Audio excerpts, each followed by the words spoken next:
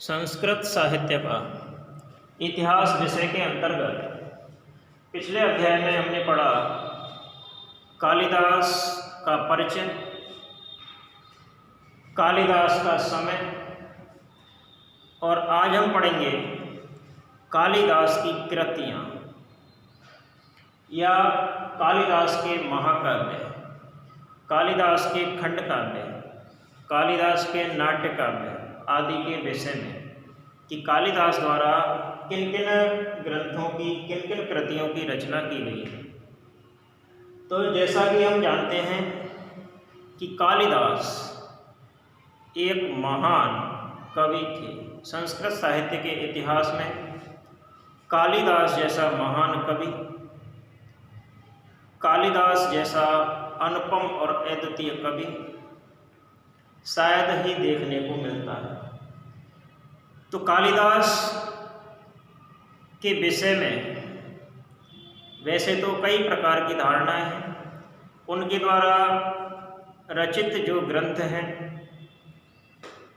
उनमें भी अनेक कृतियाँ सम्मिलित हैं, लेकिन फिर भी कालिदास द्वारा विरचित 7 कृतियाँ ही मानी गई हैं। उन 7 कृतियों में 2 महाकाव्य, कुमार संभवम और रघुवंशम महाकाव्य, 2 खंड काव्य हैं, ऋतु संहार और मेघदूत, 3 रूपक यानी नाट्य काव्य हैं, मालविकाग्निमित्रम, विक्रमोर्वशीयम और अभिज्ञान शाकुंतलम। ये 7 कृतियाँ ही महाकवि कालिदास द्वारा रचित मानी गई हैं। तो इन 7 कृतियों में से 2 महाकाव्य कुमार संभव और रघुवंशम, रघुवंशम से पूर्व का है कुमार संभवम महाकाव्य।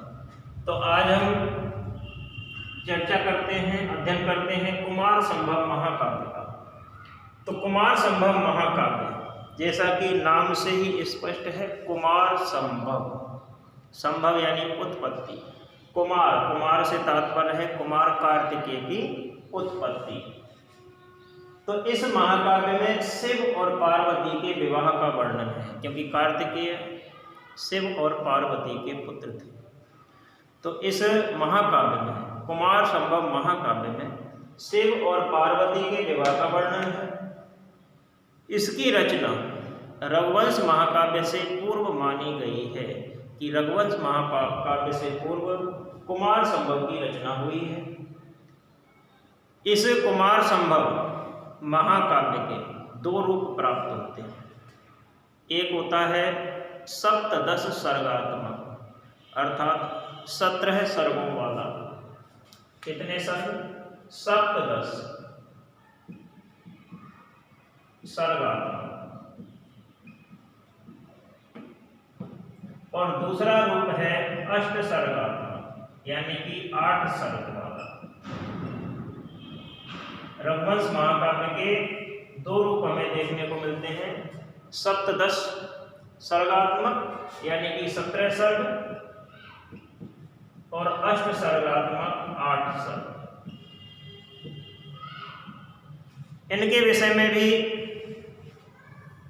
विद्वान यह मानते हैं कि 8वें सर्ग में महाकवि कालिदास ने शिव पार्वती के संभोग का बड़ा ही स्पष्ट और नग्न चित्रण उपस्थित किया, जिससे क्रुद्ध होकर के भगवान शिव ने उन्हें कोढ़ी हो जाने का श्राप दे दिया।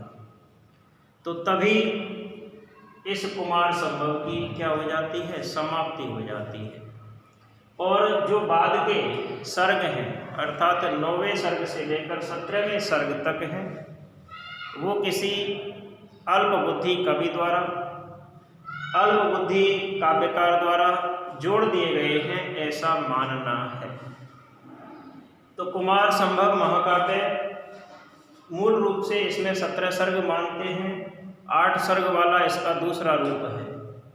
इस महाकाव्य में मूल रूप से शिव और पार्वती के पराक्रमशाली पुत्र कार्तिकेय के जन्म एवं उनके द्वारा भयंकर असुर तारक के वध का वर्णन हमें मिलता है।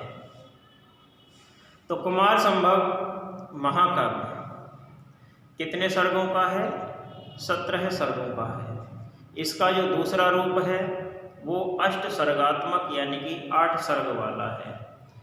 शेष सर्गों के विषय में कुछ विद्वानों का मानना है कि किसी अल्प व्यक्ति, अल्प प्रतिभाशाली कवि के द्वारा उनको जोड़ दिया गया है, क्योंकि जो मल्लिकानाथ की टीका है उस मल्लिकानाथ की टीका में 8वें सर्ग तक ही वर्णन हमें प्राप्त होता है।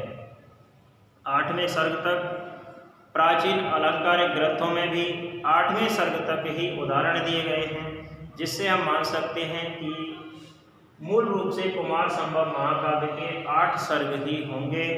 बाद वाले जो सर्ग हैं वो किन्हीं अल्प बुद्धि वाले काव्यकारों द्वारा, अल्प बुद्धि वाले कवियों द्वारा, अल्प प्रतिभाशाली कवियों द्वारा जोड़ दिए गए हैं। आगे हम पढ़ेंगे कुमार संभव महाकाव्य की कथा वस्तु और कुमार संभव महाकाव्य का शिल्प विधान। तो सबसे पहले हम देखते हैं कुमार संभव महाकाव्य की कथा वस्तु। तो कुमार संभव महाकाव्य की